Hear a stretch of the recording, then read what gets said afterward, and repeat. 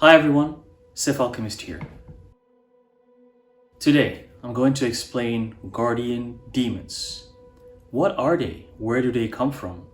What's their origin? This is a question that many of you have been asking me. So, I'm going to address it and hopefully it's gonna make sense to you. Guardian demon. Before we address the term guardian demon, we're gonna go back to the origin of the word demon and where does it come from, and the etymology of the word demon and how it was used in history. The word demon, the first mention of the word demon, this dates back to ancient Greece. The Greeks used this word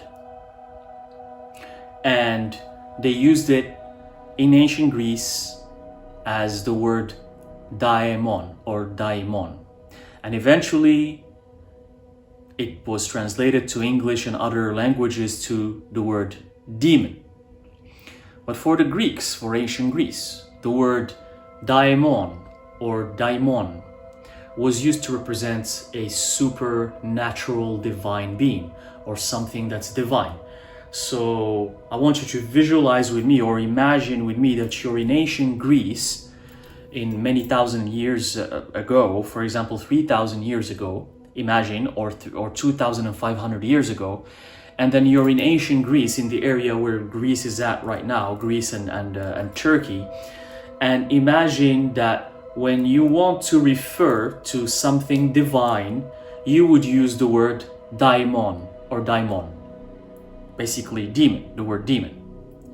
So it was used for something divine, something positive, something that's good, something that represents the realm of the unseen, the realm of the gods, the realm of these spirits that help us, that guide us, that are always protecting us and watching over us. That's how they use the word daimon.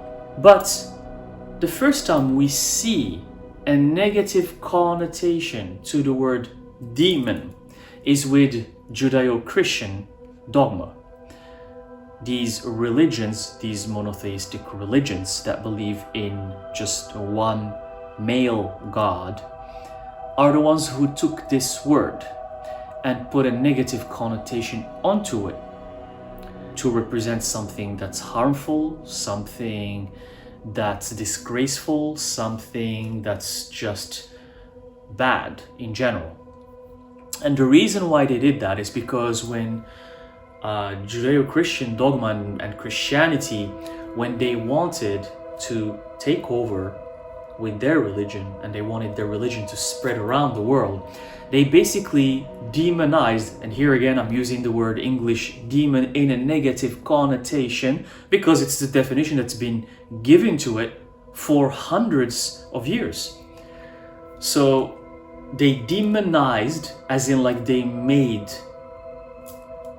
these other pagan religions that existed prior, they made them all like bad and negative, and they said these daimons, these supernatural divine beings that you guys pray to, we the monotheistic religions, Christianity and Judaism, we're gonna make them something bad. So you can only pray to our one and only God, the male God, the dude. That's the only one you're supposed to pray to, and that's it. Game over. This is it. Done. That's how they did it. And from there, the word daimon went to represent something divine to something very scary, something very negative, something very fearful. And mind you, these religions they're very smart. They actually use this to their advantage, because when you become fearful of something, you don't want to go to it, you don't want to approach it, you don't want to research it because you're scared.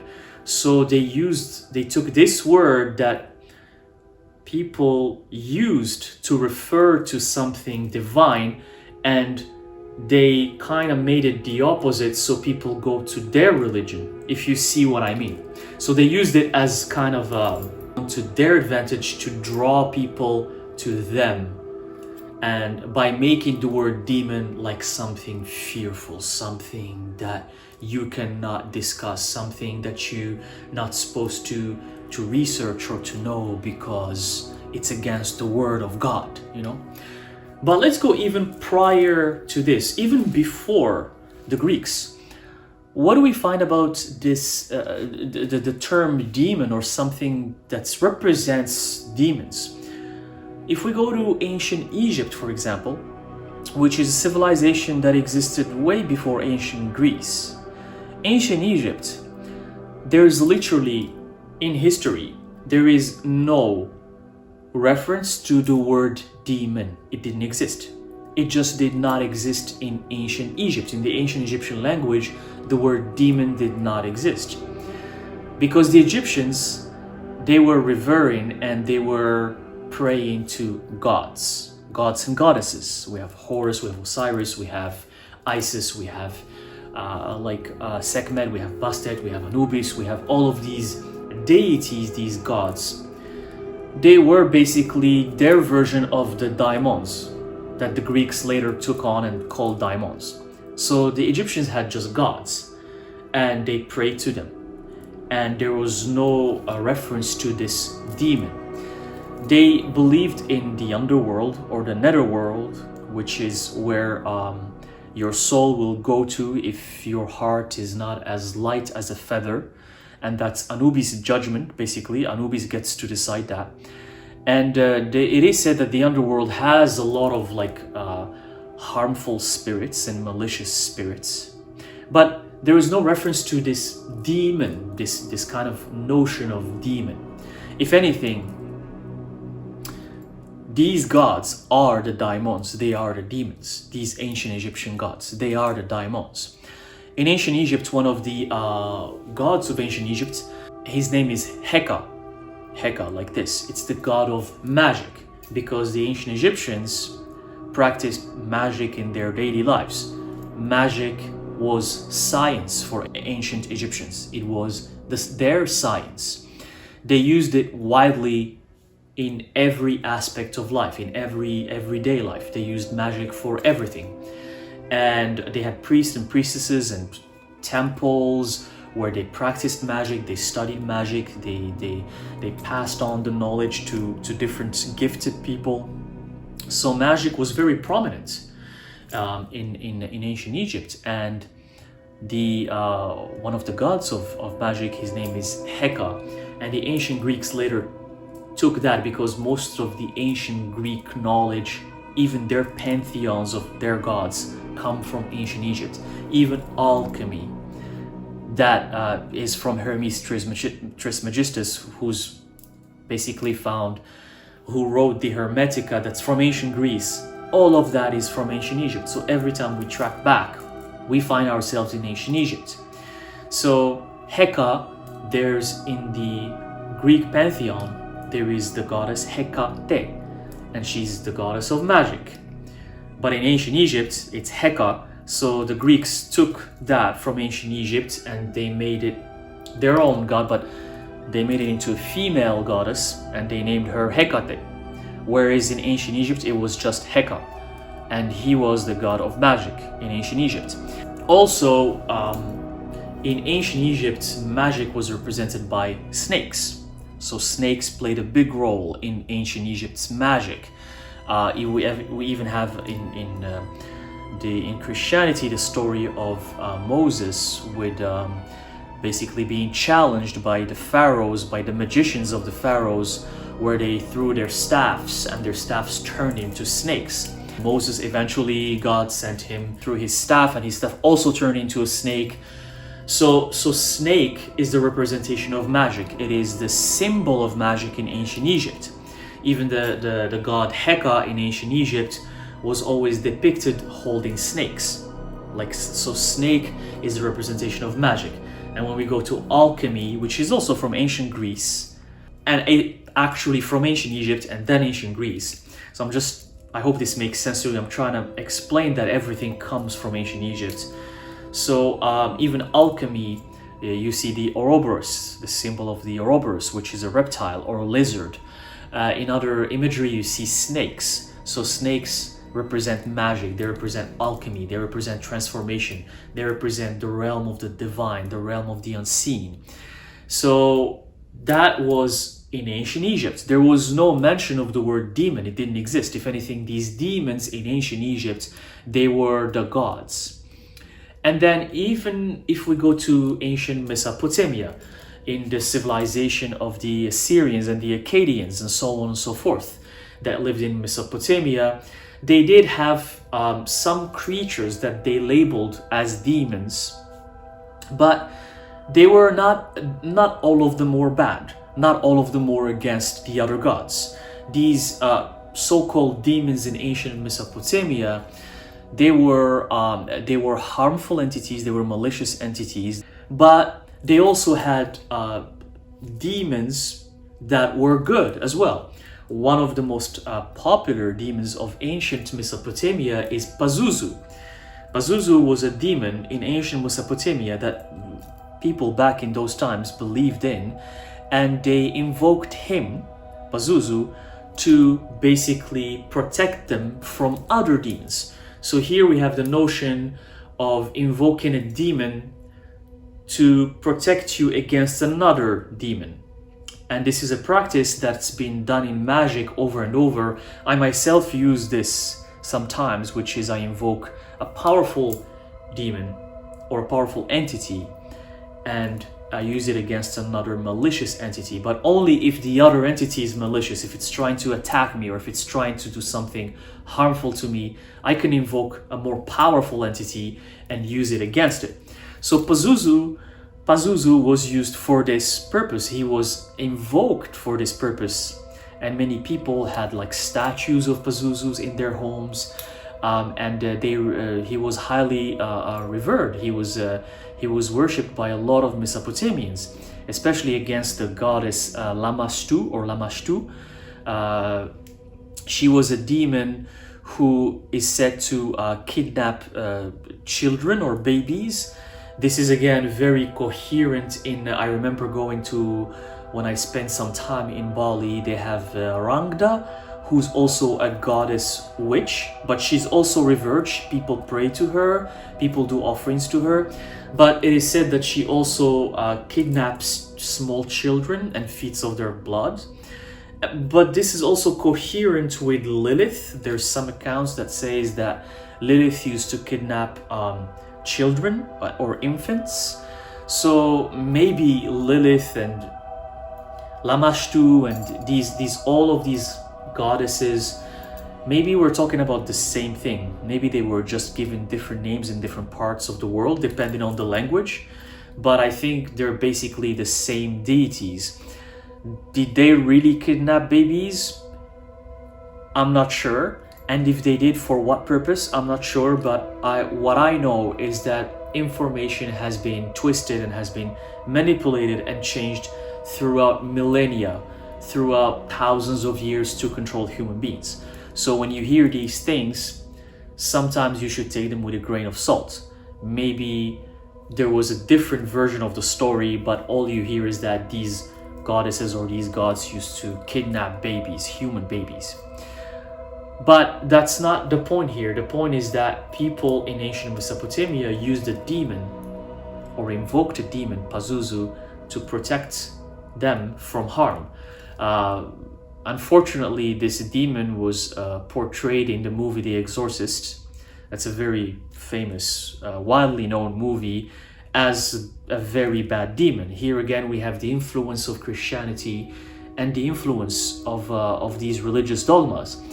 Pazuzu was given such a horrible, negative image in that movie that most people think it's such a bad demon. People don't even know the background or the history of Pazuzu or even where it comes from. They have no idea. Pazuzu was actually a demon that protected people in ancient Mesopotamia. So it's good to keep these things in mind when we talk about demons and the origin of demons, the word demon. So now that we gave some concept to the word demon and the origin and the etymology and the background, let's talk about guardian demon. Guardian demon.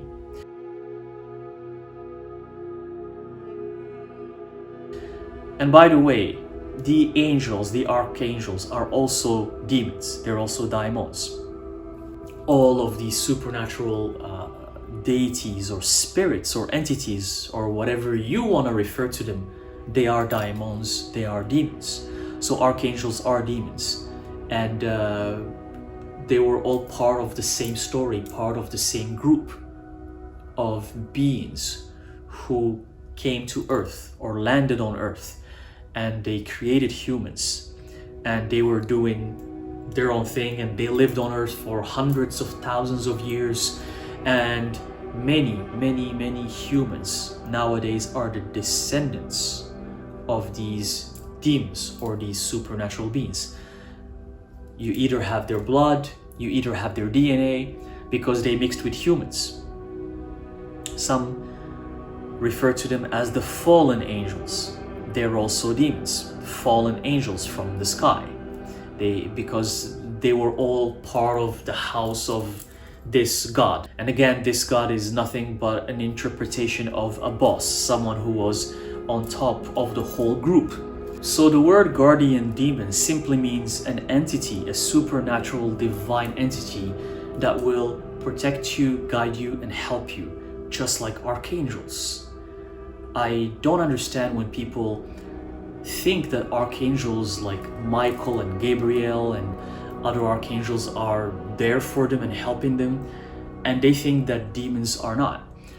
I'm here to clarify that it's all the same thing. Whatever deity resonates with you, Lucifer, Lilith, Asmodeus, Azazel, Archangel Michael, Gabriel, all of these, all of them, Ariel, all of them, they are supernatural beings, and they can guard you, all of them. They can protect you as long as you have this resonance with them. You feel their presence, you feel that maybe you come from their bloodline, you know. So the separation and the segregation of these archangels and demons, and the archangels are the good ones and the demons are the bad ones, this is all religious stuff. It's religious jazz. It's stuff that was created by Judeo-Christian dogma. It's people who decided that in order to convert people to what we want to believe, because we need people to believe what we believe, we can't believe this stuff by ourselves, we need more people, we're gonna make them scared of demons. So we're gonna put anything harmful or negative or disgraceful or just malicious, we're gonna put it as a definition for the word demon, and we're gonna say that's the stuff you're not supposed to research or pray to, so people can come to us. You see what I'm trying to say here? And not only they're going to make demon or these demons into a negative thing for humans, so they can scare them, so humans become fearful. Not only that, they're gonna even make a racist connotation to it, such as demons are from the dark, they're from darkness, they reside in the underworld, and the underworld is darkness, and you're not supposed to be in darkness because dark is bad. And what's the color of dark? It's black. And in Europe, who were the people who created and promoted and marketed Judeo-Christian religion, and especially Christianity? Who were they? White people. They were not black people, they were white. And even in history, black people, when they were first seen by white people, they were thought of as, with all due respect, as demons or as the devil. Now, this is primitive behavior. This is stupid and dumb behavior that was created, or that was basically practiced by these people who associated the color black with something negative. So we have black, we have darkness, we have dark, and we have demons. We're gonna put them all together into one basket, and we're gonna tell people to never approach this basket, because this is against the word of God. the God who loves everyone, the loving God. So it's good to keep in mind that when you hear some kind of information, to research it and track where it comes from, the origin. Guardian demon is like guardian spirit or guardian entity or guardian angel. And the entities mentioned in the Ars Goetia in the Lesser Key of Solomon, these demons, they are just as valid as the angels.